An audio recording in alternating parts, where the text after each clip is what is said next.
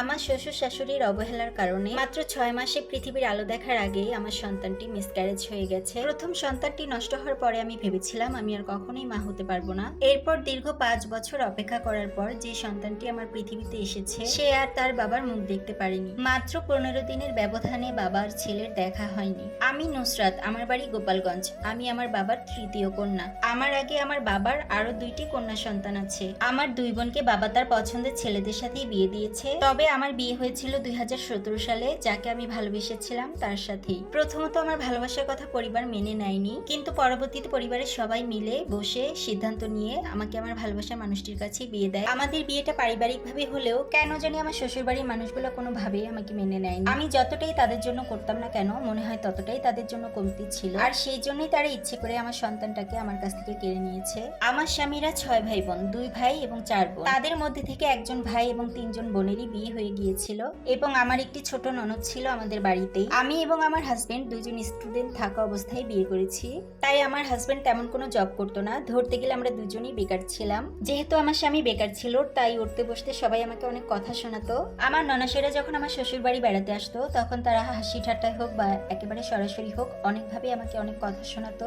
আর ননদ তো সারাক্ষণ আমার পিছনে লেগেই থাকতো। আর আমার বড় জাল তো আমার সাথে এমন ব্যবহার করতো যেন আমি তার পার্মানেন্ট কাজের বুয়া। আমার হাজবেন্ড যেহেতু বেকার আর আমরা দুজনই তাদের ঘাড়ের উপর বসে খাচ্ছি, সেই জন্য আমি যখন তাদের বাড়িতে নতুন বউ হয়ে এসেছি সেই তখনই তারা তাদের কাজের বুয়াটাকে না করে দিয়েছে, এবং বুয়া যেই সমস্ত কাজগুলো করতো সেগুলো সবকিছুর দায়িত্ব আমাকে দেওয়া হয়েছিল। বুয়াকে যে বেতনটা দেওয়া হতো সেই বেতনের টাকাটা দিয়ে অন্তত আমাদের দুজনের কিছুটা ভরণপোষণের দায়িত্ব পালন হতো। আমার শাশুড়ি, ননাস ও জালেরা এ সময় আমাকে বারবার হুমকি দিত এ সময় যেন আমি কোনো বাচ্চা কাচ্চা না নিই। একে তো আমরা ঘাড়ে বসে খাচ্ছি, অন্য আরেকজনকে আনার কোনো দরকার নেই। আমাদের বিয়েটা খুব তাড়াতাড়ি করে খুবই অল্প বয়সে হয়ে গিয়েছিল, তাই আমার এত তাড়াতাড়ি বাচ্চা নেওয়ারও কোনো ইচ্ছে ছিল না। আমাদের বিয়ের 7 মাস পরে আমি হঠাৎ করে বুঝতে পারি আমি প্রেগনেন্ট হয়ে গিয়েছি। আর এই খবরটা শোনার পর আমার শ্বশুরবাড়ির মানুষেরা কেউ কোনোভাবেই মেনে নিতে পারছিল না। তারা বারবারই বলছিল বাচ্চাটা নষ্ট করে ফেলো। আমি এবং আমার হাজবেন্ড কোনোভাবেই চাইনি আমাদের সন্তানটা পৃথিবীর আলো দেখার অধিকার থেকে বঞ্চিত হোক। তবে আমার শ্বশুরবাড়ির লোকজনেরা সেটাই করেছিল, তারা যেটা মনে মনে চেয়েছিল।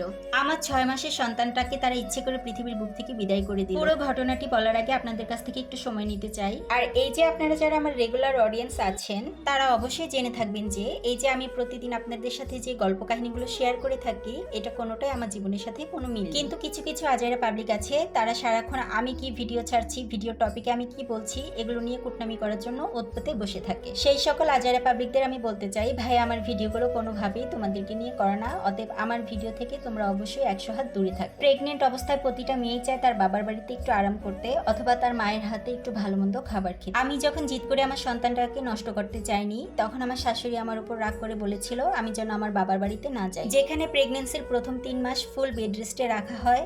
আর সেখানে কিনা প্রথম 4 মাস আমাকে দিয়ে এত কাজ করিয়েছে যে আমি প্রায় সময় অসুস্থ হয়ে যেতাম। আর ডাক্তার দেখানোর টাকাটা আমার বাবা মা দিলেও আমাকে যেই পরিমাণ ওষুধ দেওয়া হতো সেই সম্পূর্ণ ওষুধটা আমাকে কখনোই কিনে দিত না। অসুস্থ থাকা অবস্থাতেও আমি ছাড়া বাড়ির কোনো কাজে কেউ কখনো হাত দিত না। প্রতিদিন পুকুর ঘাট থেকে বালতি ভর্তি ভর্তি করে আমাকে কাপড় ধুয়ে নিয়ে আসতে হতো। প্রেগনেন্সির 6 মাসের মাঝামাঝিতে আমি শুনতে পেলাম আমি কন্যা সন্তানের মা হতে চলেছি। আর এই কথাটা শুনে তো আমার শ্বশুর বাড়ির সবার মাথা আরো বেশি গরম হয়ে গেছে। একদিন আমার শরীর অনেক বেশি খারাপ লাগছিল, সেদিন আমি ঘাটে কাপড় ধুতে যেতে চাইনি। আমার শাশুড়ি আমাকে জোর করে বালতি ভর্তি করে কাপড় দিয়ে পাঠিয়েছে। সেদিন কাপড়গুলো আমি ঠিকই ধুয়েছিলাম, কিন্তু বাড়িতে আর ফিরতে পারিনি। সাথে সাথে মাথা ঘুরে পড়ে গিয়েছিলাম, আর মেডিকেলে গিয়ে শুনি মাথা ঘুরে পড়ে যাওয়ার কারণে আমার বাচ্চাটা নষ্ট হয়ে গিয়েছে। এরপর টানা 5 বছর চেষ্টা করেও আমি আর মা হতে পারিনি। আমার স্বামী তারপরও কখনো আমার হাতটি ছেড়ে দেয়নি। আমার শাশুড়ি, ননাস ও জালেরা অনেকভাবে চেষ্টা করেছিল আমার স্বামীকে অন্য জায়গায় বিয়ে দেওয়ার জন্য, কিন্তু আমার স্বামী কখনোই রাজি ছিল না। সে একটা কথা সবসময় সবাইকে বলতো, সে অবশ্যই বাবা হবে, তারই সন্তান তাকে বাবা আর আমাকে মা বলে রাখবে ইনশাআল্লাহ। আল্লাহ পাকের হুকুমে 5 বছর পর আমি আবারও মা হয়েছি, আর আমার স্বামীও ইনকাম করতে শিখেছে।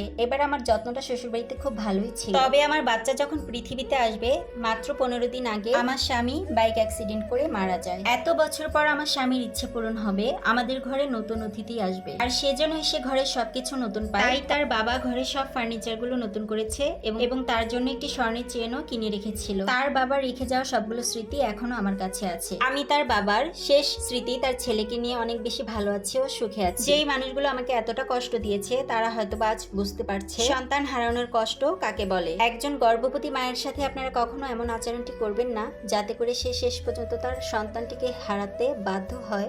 এবং সবাই আমার ছেলেটির জন্য দোয়া করবেন যাতে করে আমি তাকে সঠিক শিক্ষা দিয়ে বড় করতে পারি। আর আজকের এই গল্পটি আমাকে গোপালগঞ্জ থেকে নুসরাত নামের একটি আপু লিখে পাঠিয়েছে। আপুর গল্পটি আপনাদের কাছে কেমন লেগেছে এবং আমার এই ভিডিওটা আপনারা কে কোন জেলা থেকে দেখছেন সেটা অবশ্যই কমেন্টে জানাবেন। তো আজকের ভিডিওটি আমার এই পর্যন্ত। ভিডিওটি ভালো লেগে থাকলে অবশ্যই লাইক, কমেন্ট, শেয়ার করে পাশে থাকবেন। সবাই অনেক ভালো থাকবেন।